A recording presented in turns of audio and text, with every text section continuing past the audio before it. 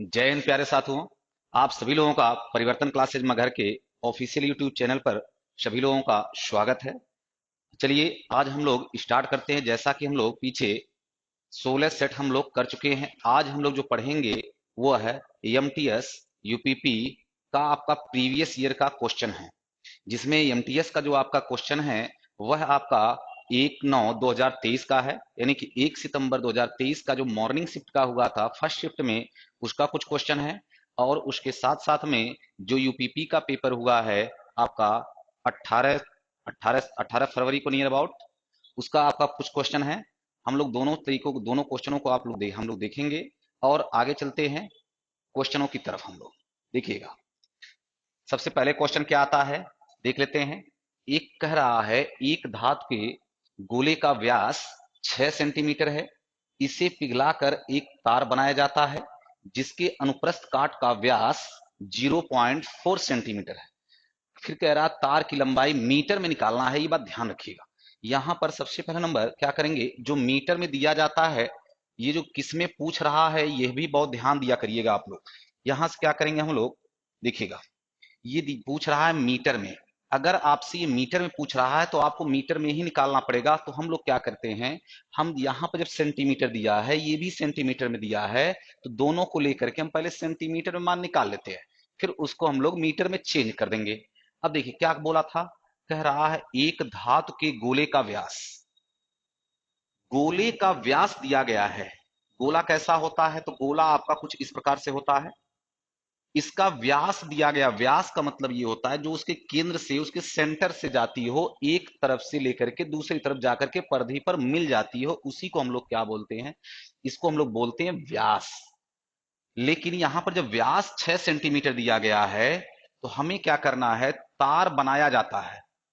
जब भी एक आकृति से दूसरी आकृति बनाई जाती है, जब भी एक आकृति से दूसरी आकृति बनाई जाती है, हमेशा दोनों का आयतन समान होना चाहिए। यानी कि जो गोले का व्यास होगा वही आपकी जो तार बनाया जाएगा उसके भी व्यास के क्या होना चाहिए, बराबर होना चाहिए। तो हमें क्या करना, दोनों का व्यास हमें क्या लेना है, आयतन लेना है। तो दोनों का हमें आयतन बराबर करना है। अगर हमें दोनों का आयतन बराबर करना है, देखिएगा इसका व्यास क्या दिया गया, गोले का व्यास दिया गया 6 सेंटीमीटर का। अगर गोले का व्यास 6 सेंटीमीटर दिया गया है तो इसकी त्रिज्या क्या बनेगी, तो आप बोलेंगे त्रिज्या हो जाएगी इसकी 3 सेंटीमीटर, क्योंकि व्यास का आधा होता है त्रिज्या। अब इससे क्या किया गया है, कह रहा इसे पिघलाकर एक तार बनाया जाता है। जब इसे पिघलाकर एक तार बनाया जाता है तो हमें क्या करना, जब तार बनाते, देखिएगा ध्यान सुनिएगा, जब तार बनाते हैं, तार आपने देखा होगा कुछ इस प्रकार से तार होता है, कुछ इस प्रकार से तार होता है। तो ये जो तार होता है एक्चुअल में यह आपके एक बेलन के आकार का होता है। यानी कि जो तार होता है वह बेलन के आकार का होता है। इस तरीके से कुछ भी लंबाई हो सकती है, इसकी लंबाई इसकी कुछ भी हो सकती है, लेकिन जो तार होता है वो बेलन के आकार का होता है। तो जब यहां पर इसकी त्रिज्या तो हमने दे दिया, अब इसके बाद जो तार बनाया गया है उसका भी व्यास आपको दिया गया। इसका व्यास कितना दे रहा है, जो तार बनाया गया उसका व्यास दे रखा है, उसके अनुप्रस्थ काट का व्यास, अनुप्रस्थ काट का व्यास दिया है। व्यास का मतलब हो जाएगा, अगर यहां से हम लोग त्रिज्या निकालते हैं, अगर यहां से हमने त्रिज्या आर का मान निकालते 0.4 का आधा हो जाएगा, इसका आधा कर देंगे तो आ जाएगा 0.2 सेंटीमीटर आ जाएगा इसकी त्रिज्या।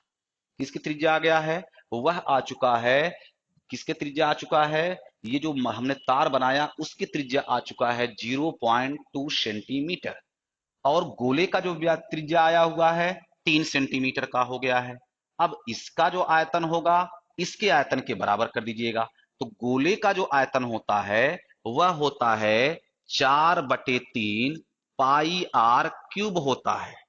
गोले का जो आयतन होता है 4/3 पाई आर क्यूब होता है। गोले का ये आयतन है, गोले का ये आयतन है जो कितना होता है 4/3 पाई आर क्यूब। यहां पर आया हुआ बेलन, अगर बेलन के आयतन की बात करते हैं, बेलन का क्या आयतन होता है, तो बेलन का आयतन होता है pi r square h. Pi r square h, दोनों जगह आर को अलग कर दीजिएगा, नहीं तो सेम सेम रहेगा तो फिर गड़बड़ हो जाएगा। इसको कैपिटल आर लिख देते हैं, ये कैपिटल आर हो गया, यहां पर स्मॉल आर हो गया। अब जब एक आकृति से दूसरी आकृति हम बनाते हैं, दोनों का जो आयतन होना चाहिए वह क्या होना चाहिए, बराबर। दोनों का हम बराबर कर देंगे, क्या हो जाएगा, तो देखेंगे यहां से हो जाएगा 4/3। पाई को पाई रहने ही दीजिए क्योंकि आगे जाकर के वो कट जाना है। इसमें कह रहा आर का क्यूब, यानी इसका मतलब हो जाएगा जो त्रिज्या आई हुई है उसका हमें करना है क्यूब, ये माना चुका। अब बराबर करके क्या आ जाएगा, अब देखिएगा इसका मान हो जाएगा पाई, तो पाई हो ही जाएगा। आर का स्क्वायर बोला यानी त्रिज्या का क्या कह रहा, स्क्वायर, तो 0.2 का क्या हो जाएगा, स्क्वायर कर देंगे, 0.2 का होल स्क्वायर हो जाएगा, इनटू हो जाएगा यच। और जो ये यच है ना, जो ये यच है वही इसकी ऊंचाई होती है, उसी को यहां पर हम लोग क्या मानेंगे, लंबाई मानी जाएगी, उसी को हम लोग यल से डिनोट कर देते हैं। उसकी लंबाई क्या हो गई, यल हो चुका है। अब इसी यल का हमें मान निकालना है पूरा कैलकुलेट करके। अब देखिए क्या आने वाला है, तो आप जब हम लोग यहां से निकालने वाले हैं तो यहां देखिएगा ये पाई से ये पाई आपका कैंसिल आउट हो जाएगा। इस 3 से यहां पर काटेंगे, इस 3 से यहां पर काटेंगे, 3 का स्क्वायर केवल बचेगा क्योंकि 3 पर घाते क्यूब है, यानी कि 3 पर घाते 3 है। तो यहां पर जब 3 से हम लोग काटेंगे तो क्या बचेगा, तो आप बोलेंगे 4 बटा हो जाएगा 3 का स्क्वायर।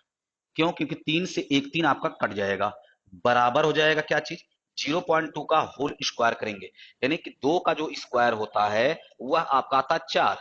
जब एक अंक पर पॉइंट है, तो जब आपका एक अंक पर पॉइंट है तो ये जो स्क्वायर इसका 4 अगर आया हुआ है तो ये 2 अंकों पर पॉइंट जाएगा, एक अंक 2 अंक पर पॉइंट लगा देंगे तो ये आ जाता 0.2 का स्क्वायर। तो इसका जब स्क्वायर निकालेंगे तो क्या आ जाएगा, 0.04 आ जाएगा, इनटू हो जाएगा ये यल के बराबर। अब यहां से हम लोग क्या करेंगे, इसके आगे जाकर के देखिएगा, यहां देखेंगे अगर यहां से हम लोग यहां से इसका दशमलव हटाते हैं तो यहां पर क्या करना पड़ेगा, हमें 100 से गुणा करना पड़ेगा, 100 आ गया। अब देखेंगे ये 4 आ गया है, ये भी 4 आ गया, ये 4 से आपका 4 पूरा कैंसिल आउट हो जाएगा। तो 3 का स्क्वायर होता है 9, 9 में 100 का गुणा कराएंगे तो बराबर हो जाएगा ये 900 आ जाएगा। ये बराबर किसके हो जाएगा, यल के बराबर हो जाएगा, यल के बराबर जाएगा। तो 900 आया है, ये सेंटीमीटर में आया है, लेकिन हमें से जो पूछ रखा है उसने वो कह रहा है मीटर में निकालना है। जब हमें मीटर में निकालना है तो यल की वैल्यू क्या आ जाएगी, तो आप बोलेंगे ये सेंटीमीटर में दिया गया है, मीटर में बदलेंगे तो 100 से भाग पड़ जाएगा, बराबर हो जाएगा 9 मीटर। यही हमारे क्वेश्चन का आंसर हो जाएगा, जो किस ऑप्शन में है, सी ऑप्शन में है। अब हम लोग आते हैं अगला क्वेश्चन। देखिए कुल मिलाकर के जब भी एक चीज से एक एक को पिघला करके दूसरी बनाई जाएगी, हमेशा उनका आयतन बराबर रखना है। इसी तरीके से क्षेत्रफल में जब बात करते हैं, कहा जाएगा इस आकृति से यह आकृति वहां पर बनाता है, जैसे कहा जाएगा मान लिया जाए आपसे कहता है कि वर्ग से आयत बनाना है, तो वहां पर उसके क्षेत्रफल बराबर करते हैं, यहां पर उनके आयतन बराबर करते हैं, क्योंकि आयतन का एक क्वेश्चन। अब देखिएगा अगला, आगे हम लोग आते हैं, अगला क्वेश्चन हमें क्या दिया गया है, तो हमसे कह रहा है एक पंसारी को क्रमशः 128 और 143 रुपए प्रति किलोग्राम मूल्य के चावल की दो किस्मों को किस अनुपात में मिलाना चाहिए, किस अनुपात में मिलाना चाहिए कि ताकि 137.75 रुपए प्रति किलोग्राम मूल्य वाला चावल का मिश्रण प्राप्त हो। चलिए आते हैं हम लोग दूसरे क्वेश्चन पे। दूसरा क्वेश्चन हमें क्या दिया गया है, कह रहा है एक पंसारी को क्रमशः 128 रुपए और 143 रुपए प्रति किलोग्राम मूल्य के चावल की दो किस्मों को किस अनुपात में मिलाना चाहिए ताकि 137.75 रुपए प्रति किलोग्राम मूल्य वाला चावल का मिश्रण प्राप्त हो। इसका मतलब ये हुआ, एक तो देखिएगा जब भी ये क्वेश्चन आता है इसका मतलब ये होता है कि एक हो गया सस्ते वाला, एक हो गया महंगे वाला, दोनों को हम मिलाते हैं, मिलाने के बाद उसका किस अनुपात में दोनों को हमने मिलाया है कि जिससे 137.75 रुपए, अगर इसको हम बेचते हैं 137.75 रुपए प्रति किलोग्राम से बेचते हैं तो एकदम बिल्कुल एक्यूरेट में बिक जाएगा, यानी कि न लाभ होगा न हानि होगा, कुछ नहीं होगा। कभी कभी ऐसे ही क्वेश्चन आता है जिसमें कहा जाता है 20% 10% का लाभ हो, तो वहां पर से हमें ये निकालना पड़ता है कि कितने में बेचा जाए कि लाभ या हानि न हो। तो हमें यहां पर क्या करना पड़ेगा, 128 रुपए की एक है, 143 रुपए की ये है, अगर इन दोनों को हम मिलाते हैं, दोनों को किस अनुपात में मिलाया जाए, दोनों किस अनुपात में मिलाते हैं कि 137.75 रुपए प्रति किलोग्राम की दर से हम उसको बेच सकें। इसको लगाने के लिए आपको लगाना पड़ेगा मिश्रण से, जब भी ऐसा टाइप से आएगा, एक मान दिया जाए, दूसरा मान दिया जाए, दोनों का मिला करके दिया, तब हमेशा लगाएंगे आप मिश्रण। तो मिश्रण का रूल लगाएंगे।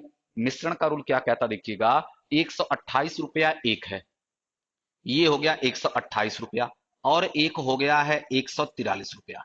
इन दोनों को मिला करके हमें क्या करना, 137.75 रुपए में बेचना है। तो इन दोनों को जब मिलाएंगे ना, 137.75 यहां जाएगा बीच में, मिलाने के बाद जब बेचेंगे जितने में उतने की बात। अब क्या करते हैं, यहां से तरीका है लगाने का, क्या करते हैं, एक एक वैल्यू से तो ये छोटा होगा लेकिन दूसरे से बड़ा होगा, हमेशा इनके बीच में ही कहीं ना कहीं आएगा। तो हमेशा क्या करते हैं, बड़े वाले में से छोटे वाले को ही घटाना होता है। तो यहां से हम लोग क्या कर देंगे, घटा देंगे। जब घटाते देखिएगा, 143 में से 137.75 हमें घटाना है। 143 में से 137.75 घटाना, घटाने का तरीका देखिएगा हमारे। पहले तो हम लोग ऐसे देखते हैं कि इसको 138 मान लेते हैं, 0.25 अगर इसमें जोड़ेंगे तो हो जाएगा 138। 0.25 जोड़ने पर 25 जोड़ेंगे 38 जाएगा, 5 और आगे जोड़ना पड़ेगा। इसका मतलब है यहां से अगर इसमें से अगर इसको घटाएंगे तो 5.25 आने वाला है।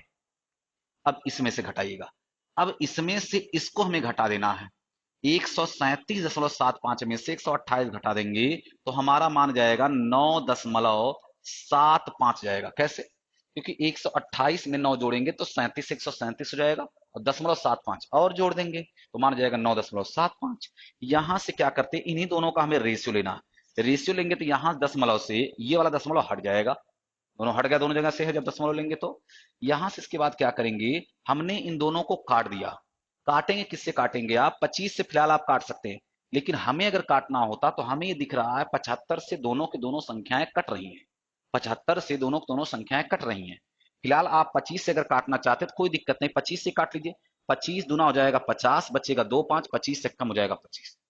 25 से इसको काटेंगे, 25 तिया हो जाएगा 75, 25 तिया हो जाएगा 75, बचेगा कितना, तो आप बोलेंगे 22 बच जाएगा। 22 के बाद में 5 और आ जाएगा, यानी कि 2 2 5 यानी कि 225 जाएगा। 25 से काटेंगे तो 25 नमा हो जाएगा 225, ये आ गया 21, अनुपाते हो जाएगा 39। अभी भी ये कट रहा है, अभी भी ये कट रहा है, 3 से काट दिया जाए, 3 से काटेंगे तो आ जाएगा 7, 3 से इसको काटेंगे तो मान जाएगा 13। तो हमारा जो मान आ जाएगा 7:13, यही हमारे क्वेश्चन का आंसर बन जाएगा। अब इसके बाद नहीं कट पा रहा तो हमारा आंसर क्या बन गया है, सी ऑप्शन बन गया है। अब हम लोग आते हैं अगले क्वेश्चन पे। तीसरा क्वेश्चन क्या कह रहा है, कह रहा एक नाव बिंदु ए से बी तक धारा के अनुकूल यात्रा करने तथा ए और बी के बीच स्थित एक मध्य बिंदु सी पर वापस आने में 20 घंटे का समय लेती है। तो धारा की चाल अगर 5 किलोमीटर प्रति घंटा है, स्थिर जल में नाव की चाल 10 किलोमीटर प्रति घंटा है, तो ए और बी, यहां पर आप बना लेंगे ए और बी, यहां पर लिख लेंगे ए और बी के बीच की दूरी किलोमीटर में ज्ञात कीजिए, यही आपको निकालना था। तो हम आपको थोड़ा समझाने की कोशिश करते हैं, जरा समझने की कोशिश करिएगा। मान लिया जाए यहां से ये धारा ऐसे बह रही है, ये धारा ऐसे बह रही है, ये दो पॉइंट हैं, एक पॉइंट का नाम है ए, दूसरे पॉइंट का नाम है बी।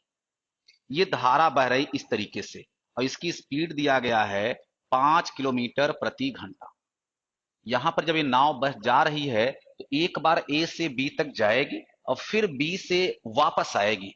जब बी से वापस आएगी तो एक पॉइंट है यहां पर सी, वापस आते समय एक पॉइंट है यहां पर सी, बीच में कहीं पर है, ये नहीं बताया गया है। अच्छा, लेकिन हाँ एक चीज बोला गया देखिएगा, एक मध्य बिंदु सी है, मध्य बिंदु सी है, इसका मतलब है जो सी होगा ना, जो सी हो जाएगा वो बिल्कुल मध्य में हो जाएगा, जो सी होगा वह बिल्कुल मध्य में हो जाएगा। इसका मतलब है ए और बी के मध्य में हो जाएगा, कहीं पर भी मान लीजिएगा ये मध्य में होगा, दोनों के बिल्कुल बीचों बीच में होगा।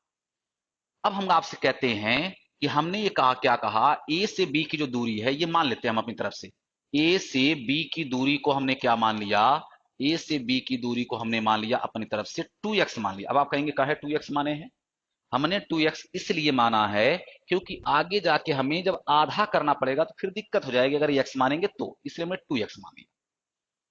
अब जब इधर जाएंगे तो ये जो हमारी नाव है, ये जो हमारी नाव है, इसकी चाल दिया गया है 10 किलोमीटर प्रति घंटा। एक बार ये जाती है इधर से इधर और फिर दोबारा वापस आती है सी तक आती है, तब जाकर के इसको लग रहा है 20 घंटे का समय। अब देखिएगा इसके आगे लगाएंगे कैसे। तो हमने क्या कहा, ए से बी तक जब जाएगी तो एक एक ही दिशा में जिधर धारा बह रही है उधर ही नाव भी हम चलाएंगे। तो दोनों की चालें आपस में सापेक्ष चाल निकालेंगे तो क्या करेंगे, दोनों की चालें आपस में जुड़ जाएंगी। दोनों की चालें आपस में जुड़ जाएंगी तो क्या हो जाएगा, दूरी जो हो जाएगा ए से बी तक की वह हो जाएगा 2x दूरी। 2x दूरी को जाने में कितनी चाल जा रहा, 10 और 5 मिला करके, 10 और 5 मिला करके इतनी चाल से जाएगा, क्योंकि एक ही दिशा में जब दोनों जा रहे हैं तो चालें जोड़ दी जाती है, क्योंकि नाव धारा क्वेश्चन है, जब एक दिशा में जाते हैं तो चालें जुड़ जाती हैं। अब देखिएगा जब बी से सी पर वापस आएगा तो ये केवल x दूरी ही आ पाएगा, ये x दूरी था, ये भी x दूरी था। तो x दूरी जब वापस आएगा ना तो यहां देखिएगा इधर जब जा रहा होगा तो इसकी धारा की चाल तो 5 किलोमीटर प्रति घंटा थी, लेकिन जब नाव वापस आएगी उसकी 10 किलोमीटर प्रति घंटा है। इसका मतलब है ये x दूरी जाएगा कितने की चाल से जाएगा, तो आप बोलेंगे नाव तो उधर से आएगी 10 किलोमीटर प्रति घंटे की चाल से, धारा इधर से मारेगी 5 किलोमीटर प्रति घंटे की चाल से, तो चालें यहां पर घट जाएंगे ना। जब चालें घट जाएंगी तो क्या हो जाएगा, तो आप बोलेंगे 10 माइनस हो जाएगा 5। ये ए से बी तक जाने में लगा समय है, ये बी से सी तक वापस आने में लगा समय है। अब कह रहा इन दोनों का जो योग, यही बोला ए और बी के बीच स्थित एक मध्य बिंदु सी पर वापस आने में 20 घंटे का समय लगता है, दोनों मिला करके।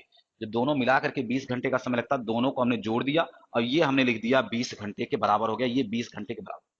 अब यहां से हम चाहें ना तो हम ऑप्शन से भी लगा सकते हैं, यहां से आगे हम अगर चाहें तो ऑप्शन से भी लगा सकते हैं।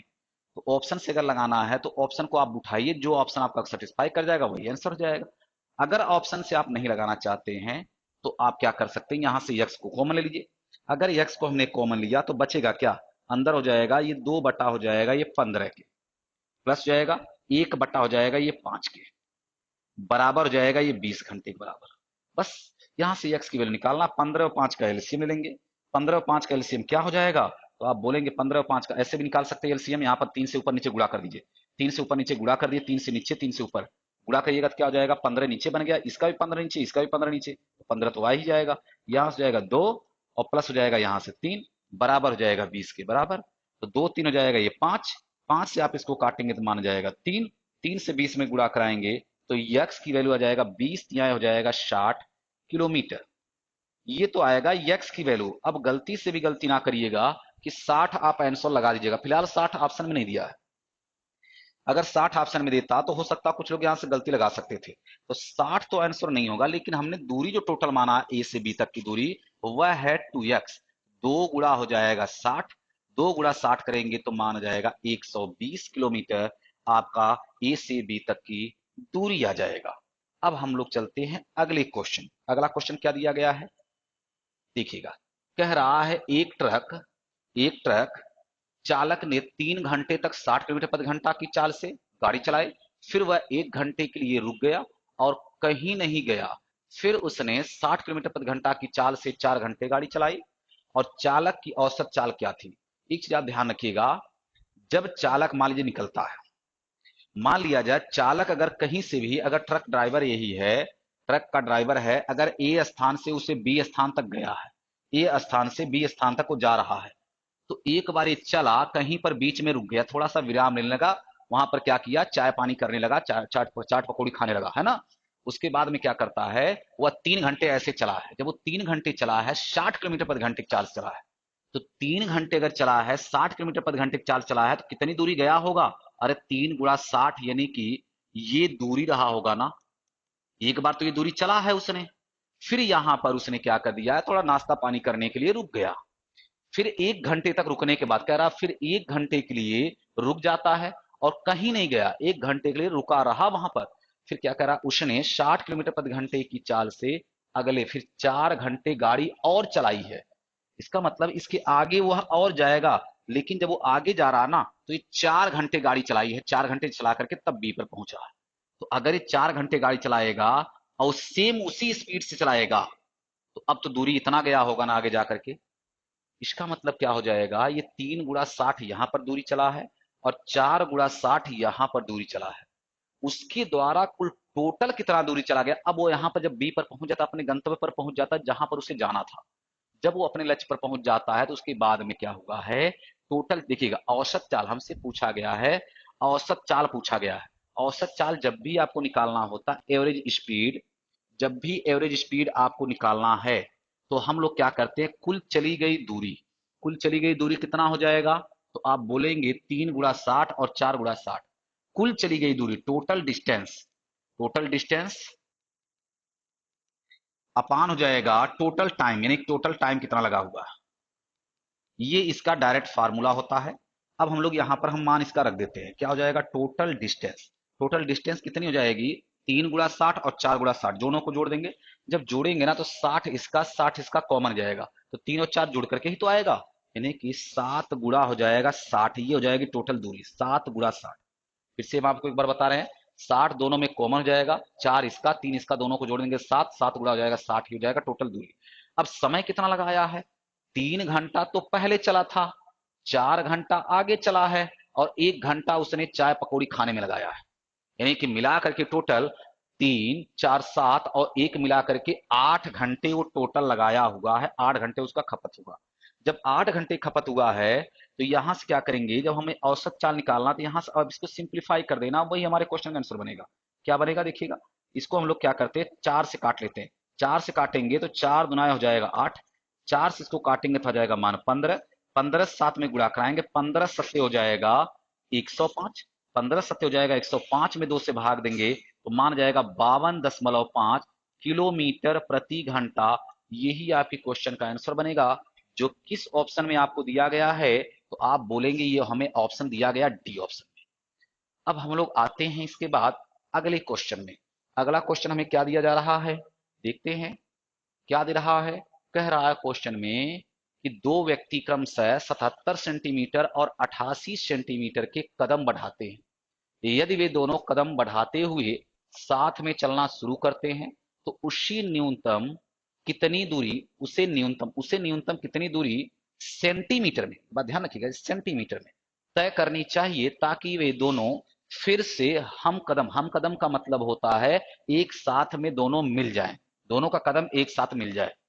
तो हमें कुछ नहीं करना, तो देखिएगा एक मान ये दिया गया है, एक मान ये दिया गया है, दोनों एक साथ मिलने का मतलब हो गया, जो देखिएगा ऐसे समझिएगा, जो पहला व्यक्ति है वो हर 77 सेंटीमीटर कदम निकालता है, जो दूसरा व्यक्ति है वो हर कदम उसका होता 88 सेंटीमीटर का। हमें वह बताना है समय, वह बताना है दूरी, जब ये 77 वाला भी ऐसे आपका 77 77 लिखकर चला जाए और यहां पर आकर के आ जाए, पूरा पूरा एग्जैक्ट आ जाए, उसी तरीके से 88 वाला भी ऐसे आता रहे और यहां पर मिल जाए। यहां पर दोनों एक साथ मिलने का मतलब हो गया, इन दोनों से पूरा पूरा कट जाना चाहिए, इससे 77 से भी ये पूरा पूरा कट जाना चाहिए, 88 से भी पूरा पूरा कट जाना चाहिए। इसका मतलब क्या हो जाएगा, इन दोनों का हमें लेना पड़ेगा एलसीएम, इन दोनों का हमें लेना पड़ेगा फिर एलसीएम, क्योंकि दोनों से कटने वाली संख्या चाहिए, 77 से भी और 88 से भी, दोनों से कटने वाली संख्या चाहिए, तो 77 और 88 का हमें लेना पड़ेगा एलसीएम। अब 77 और 88 का एलसीएम क्या होता है, 77 और 88 का जब हमें एलसीएम इन दोनों का निकालना है तो हम चाहें तो यहां से डायरेक्ट भी निकाल सकते हैं, क्योंकि 11 देखिएगा ये भी कट जाता है, 11 से ये भी कट जाता है। अगर हमें एलसीएम निकालना, हम थोड़ा सा आपको बता देते हैं एलसीएम निकालते कैसे हैं। एलसीएम निकालने के लिए आप क्या करिएगा, यहां से ऐसे निकालिएगा, इसको 77 को हम लोग लिख सकते हैं 7 गुणा हो जाएगा 11, 88 को लिख सकते हैं 8 गुणा हो जाएगा 11, दोनों में 11 देखिए आ रहा है, तो जब इनका हम एलसीएम निकालेंगे तो ये 11 तो रहेगा ही रहेगा, उसके बाद जो बाकी बचा कुचा है ना, जो बाकी ये बच कुछ गया है, बचा उचा है, इस मान को भी हम लोग उठा करके रख देंगे, क्या हो जाएगा 7 गुणा हो जाएगा 8 और आ जाएगा, यही आपका एलसीएम हो जाएगा। 11 7 में गुणा कराएंगे, 11 सत्ते हो जाएगा 77, 77 से फिर हमें 8 में और गुणा करना है, 77 से हमें 8 में गुणा करना है, तो कैसे गुणा करें, 7 8 56, 560 हो गया, फिर 7 8 56 की यहाँ 56 और जोड़ दिया तो मान हो जाएगा 616, ये वैल्यू आपका आ जाएगा 616। जब ये भी सेंटीमीटर में भी है, ये भी सेंटीमीटर में है, तो हमारा जो आंसर आएगा किस में आएगा, सेंटीमीटर में आएगा, और सेंटीमीटर में ये आपसे पूछ रखा था, इसका मतलब हमारा आंसर क्या हो जाएगा, ए ऑप्शन हो जाएगा, जो कितना हो जाएगा 616 सेंटीमीटर। अगला क्वेश्चन आते हैं। अगले क्वेश्चन में दिया गया है, क्या कह रहा है, कह रहा दो संख्याएं ए और बी इस प्रकार हैं कि ए के 6% और बी के 4% का योग। ए का कहा 6%, तो ए का आप ले लीजिए 6%। फिर क्या कहा है, बी का कह रहा 4%, तो आप भी ले लीजिएगा बी का 4%। जैसे जैसे बोलता जाए वैसे इसी तरह से करते जाइए। कह रहा का योग, का योग कह रहा है इसका मतलब है इन दोनों का योग।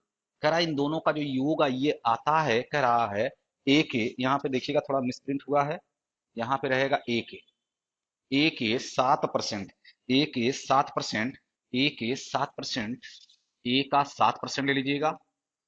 और फिर बोला है और बी का 11%, जो बी का है वह 11%। इन दोनों का भी कह रहा है योग, योग कह रहा तो आप भी योग कर दीजिएगा। इन दोनों का जो योग ये आता है का, कह रहा 2/5 भाग।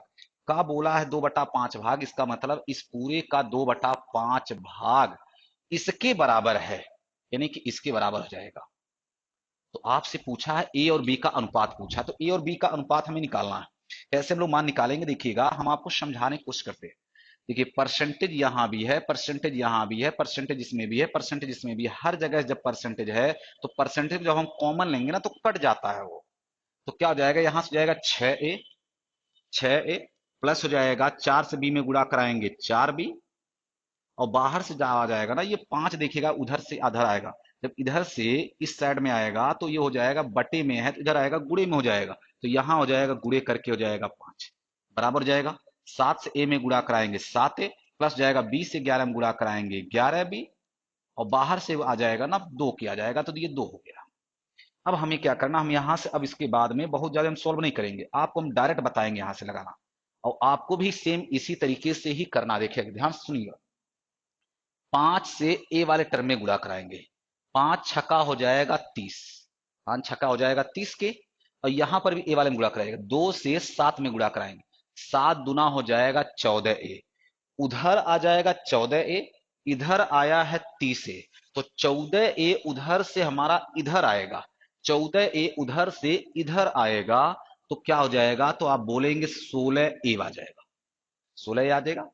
अब आगे इसके देखिएगा 16a आ चुका। अब बी वाले गुणा कराएंगे, 5 से 4 में गुणा कराएंगे, इधर आ जाएगा 20b, और 11 से 2 में गुणा कराएंगे, उधर आ जाएगा 22b, इधर आ जाएगा 20b, उधर आया 22b, इधर से 20b उधर जब जाएगा तो घट जाएगा, तो मान बच जाएगा 2b। हमें किसका किसका अनुपात निकालना था, ए और बी का, तो ए के नीचे बी को लाइएगा, ए के नीचे बी को लाइएगा, बराबर हो जाएगा 2 बटा हो जाएगा 16 के, दोनों को आप सिंप्लीफाई करेंगे तो मान जाएगा 1:8, जो किस ऑप्शन में है, आप बोलेंगे सी ऑप्शन में है। ये आपके क्वेश्चन का आंसर हो जाएगा। अब हम लोग आते हैं अगले क्वेश्चन। अगला क्वेश्चन क्या दिया गया है, देखेंगे 7वां नंबर क्वेश्चन।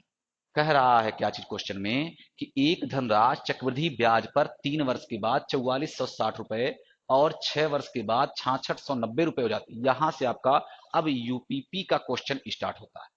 अब यूपीपी का क्वेश्चन यहां से स्टार्ट होता है। क्या दिया गया है, जो आपका आया हुआ अभी जस्ट फरवरी में जो एग्जाम हुआ उसमें आया हुआ, एक धनराशि चक्रवृद्धि ब्याज पर 3 वर्ष के बाद कह रहा है 4460 रुपया और 6 वर्ष के बाद 6690 रुपया हो जाती है। बहुत ध्यान से देखिएगा इस क्वेश्चन को। यहां हमने मान लिया ये पी रुपया रहा होगा, यह 3 वर्ष के बाद कह रहा है 4460 रुपया, इसका मतलब पी रुपया ना 3 वर्ष के बाद, 3 वर्ष अगर लग रहा है तो ये 4460 रुपए हो जाती है, और कह रहा वही राशि 6 वर्ष के बाद 6690 रुपए हो जाती है। तो यहां से तो आएगा 6690 रुपए, यानी कि पूरा 6 वर्ष आ गया। अगर यहां से पूरा 6 वर्ष आया है, जब चक्रवृद्धि ब्याज जो होता है वो ब्याज पर भी ब्याज दिया जाता है, हमेशा जो पहले वर्ष का मिश्र धन आता है वही दूसरे वर्ष का मूलधन का काम करता है। तो ये जो 3 वर्ष का मिश्र धन रहा होगा ना, यही अगले वर्ष के लिए, अगले 3 वर्ष के लिए यही क्या रहेगा, मूलधन का काम करेगा अगले वर्ष के लिए। तो इसका मतलब यहां से यहां तक आने में यह भी यहां पर 3 वर्ष बीता होगा।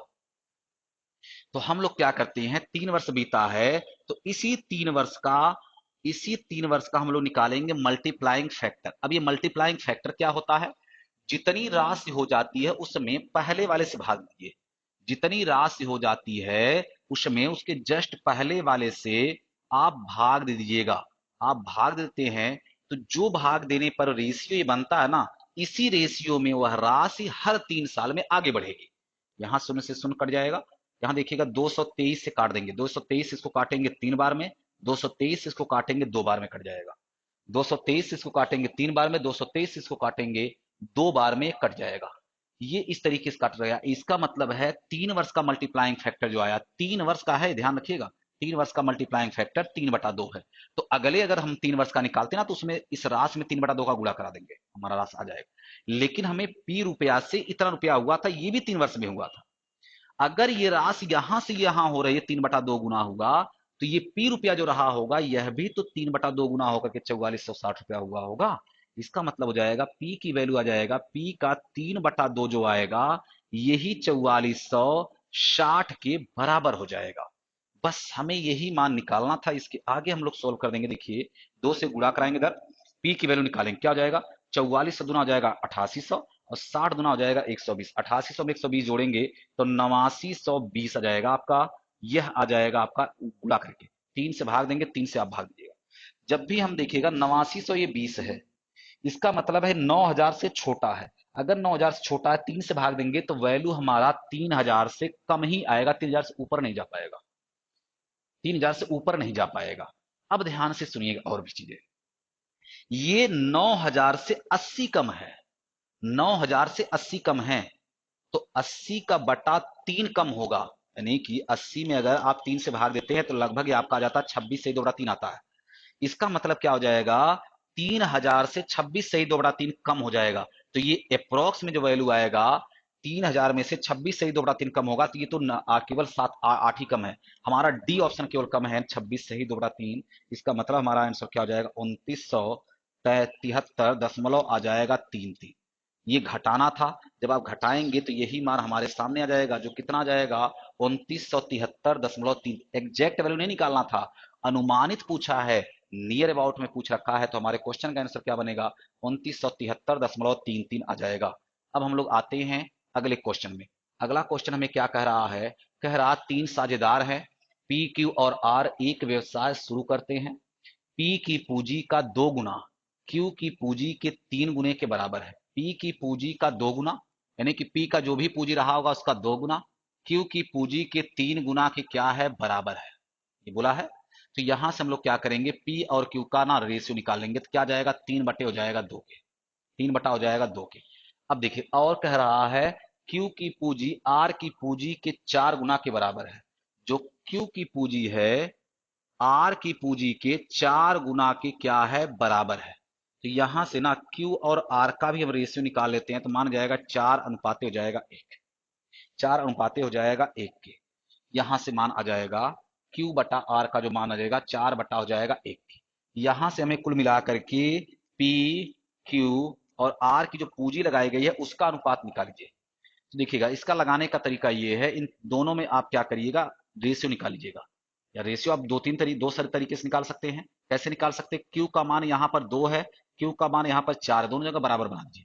अगर यहाँ पर 4 है तो यहाँ पर 4 बनाने के लिए ऊपर नीचे 2 से गुणा कर लीजिए, आसान हो जाता है। अब देखिए पी का मान हो जाएगा 2 3 6 और क्यू का मान हमारा जाएगा 2 दूना 4, चाहे यहां से लीजिए चाहे यहां से लीजिए, तो क्यू का मान हो जाएगा 4। और आर का जो मान हो जाएगा तब कितना होगा, जब क्यू का मान 4 है तब आर का मान कितना है 1 है।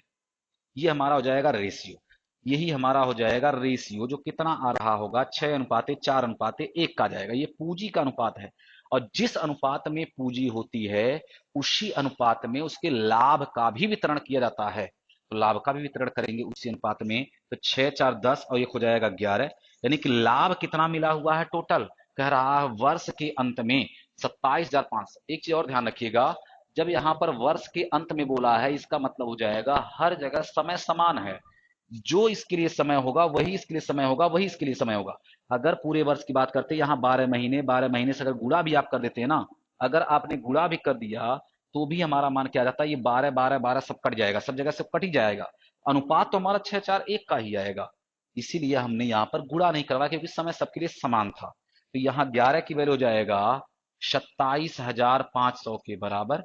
हमें किसका किसका निकालना है, कह रहा आर का हिस्सा निकालना है, आर का निकालना। आर का कितना मान है एक रेशियो है, तो 11 से इसको काटिएगा, 11 से इसको काटेंगे तो 11 पचसहिया में होता है 275, 11 पचसहिया में होता है 275, यानी कि एक रेशियो की वैल्यू आ गया 2500, और यही आपके क्वेश्चन का आंसर बन जाएगा, जो किस ऑप्शन में है, तो आप बोलेंगे यह बी ऑप्शन में है।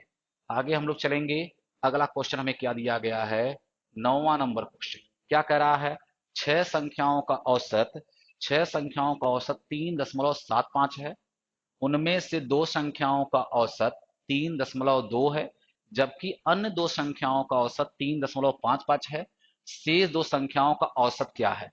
एक तो तरीका इसका ये है कि आप इसको लगा दीजिए बेसिक से। बेसिक से कैसे लगाएंगे, छह संख्याओं का योग निकालेंगे, छह संख्याओं का जब आप योग निकालेंगे तो 6 गुणा हो जाएगा 3.75, 3.75 हो जाएगा, ये छह संख्याओं का। फिर अगले दो का निकालेंगे तो अगले दो संख्याओं का जब हम लोग योग निकालेंगे तो क्या हो जाएगा, अगले दो संख्याओं का योग निकालेंगे, 2 गुणा हो जाएगा 3.2 कर देंगे। फिर अगले दो संख्याओं का जब आप योग निकालेंगे तो क्या हो जाएगा, 2 गुणा हो जाएगा 3.55 जाएगा। इन दोनों को आपस में आप जोड़ दीजिएगा और इसमें से ले जाकर के आप घटा दीजिएगा, आपका आंसर आ जाएगा। एक तरीका तो ये हो गया जो आपका बिल्कुल बेसिक है, जिससे आपको एग्जाम में बिल्कुल नहीं लगाना। अगर आप ऐसे लगाएंगे तो आपका सिलेक्शन नहीं होगा, ये मान के चलेगा बाहर हो जाएंगे, क्योंकि इतना समय लगेगा कि आपके लिए दिक्कत हो जाएगी। तो हम आपको बता रहे हैं इसको डेविएशन से लगाने का तरीका कैसे लगेगा। डेविएशन से ध्यान से देखिएगा, सभी लोग बहुत ध्यान से देखेंगे डेविएशन लगाया कैसे जाता है, जरा समझने की कोशिश करिएगा। तो छह संख्याएं ये दी गई हैं, ऐसे छह संख्याएं हैं, ये 3 हो गई, 4 हो गई, 5 हो गई, 6 हो गई, ये 7 हो गई। सात, सात नहीं, 3 4 7, छह ही संख्या लेना था ना, छह संख्या में लेना था। जब हमें छह संख्या लेना है, इन छह संख्याओं का जो एवरेज दिया गया ना, इन छह संख्याओं का जो एवरेज दिया गया है, ये दिया गया 3.75 दिया गया है। तो पहले दो का जो औसत दिया गया है, ये तो दे रखा हमें 3.2 दिया गया है। अगले दो संख्याओं का औसत जो दिया गया वो दिया गया 3.55। यही जो दोनों संख्याएं बची हुई हैं, इन्हीं का एवरेज आपसे वो पूछ रखा है, इन्हीं का एवरेज आपसे वो पूछ रखा है। तो एवरेज का मतलब ये होता है, अगर उतना उतना मान हर किसी को अगर हम दे देते हैं तो एवरेज पर कोई परिवर्तन नहीं होता है, एवरेज पर कोई परिवर्तन नहीं होता है। लेकिन जब कोई कम लेकर के जाएगा तो अपना छोड़ करके जाता है, दूसरे वाले को बढ़ा के जाएगा। इसका मतलब अगर कोई मान लिया जाए जितना एवरेज होना चाहिए उससे अगर कम लेकर के जाएगा तो इसका मतलब वो अपना छोड़ करके जा रहा है। अगर अपना छोड़ करके जाएगा तो सामने वाला जो बचेगा उसको बचा कर जाएगा, उसमें प्लस करके जाएगा। यही कॉन्सेप्ट हमें इस्तेमाल करना है इसमें। तो क्या हो जाएगा देखिएगा, देखते जरा समझने की कोशिश करिएगा आप लोग। एवरेज निकालना हमें, तो जो इन दोनों का भी एवरेज होगा ना, इन दोनों का भी जो एवरेज होगा वह भी आपका क्या हो जाएगा, 3.75 तो होना ही चाहिए था। अब क्या करिएंगे, 3.75 से इसकी तुलना कर देंगे। 3.75 से कितना कम है, तो आप बोलेंगे 3.75 से ना ये 0.55 कम है। अरे 3.75 में से 3.2 घटाइएगा, 0.55 की ये कम करके जा रहा है। अगर एक संख्या 0.55 कम करके जा रही है तो दो संख्याएं हैं, अगर दो संख्याएं हैं तो दो से हम लोग क्या करेंगे, उतने की क्या करना पड़ेगा, जो बाकी बचा कुचा रहेगा उसके लिए छोड़ करके जाएगी ना। अगर यह कम लेकर के जाएगी तो इसके लिए दे करके जाएगी, अगर इसके लिए दे करके जाएगी तो एक मान के लिए 0.55 कम लेकर के जा रही है, तो एक एक संख्या के लिए 0.55 कम, दो संख्याओं के लिए क्या हो जाएगा, 0.25, 0.55 गुणे हो जाएगा दो, इतना बढ़ा करके जाएगी किसके लिए, जो बचा होगा उसके लिए।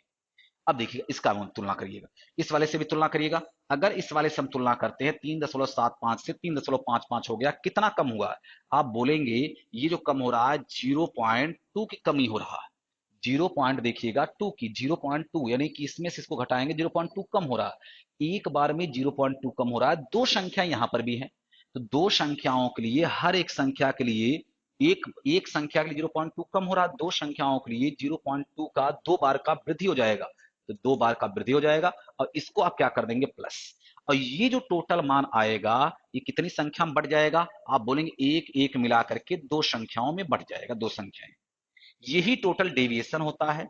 इतना डेविएशन और दो संख्याओं में बढ़ जाएगा, क्योंकि दो संख्याओं का मिलकर अगर तीन संख्या हो तो तीन से भाग पड़ जाता। अब हमारा मान क्या आ जाएगा, 3.75 प्लस जाएगा। देखिए दो इसमें भी है, दो इसमें भी कॉमन लेंगे ना तो ये दो से कट जाएगा, तो 0.55 में 0.2 जोड़ेंगे तो मान जाएगा 0 दशमलव हो जाएगा 75।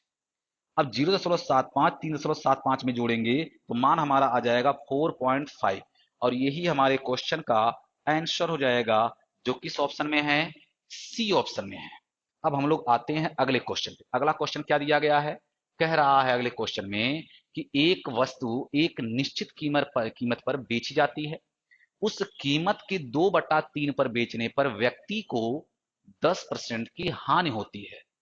2/3 पर बेचने पर व्यक्ति को 10% की हानि होती है, तो मूल कीमत पर लाभ प्रतिशत ज्ञात कीजिए। 2/3 पर बेचने पर व्यक्ति को 10% की क्या होती है, हानि होती है। ध्यान से देखिएगा, बहुत ध्यान से समझने की कोशिश करिएगा।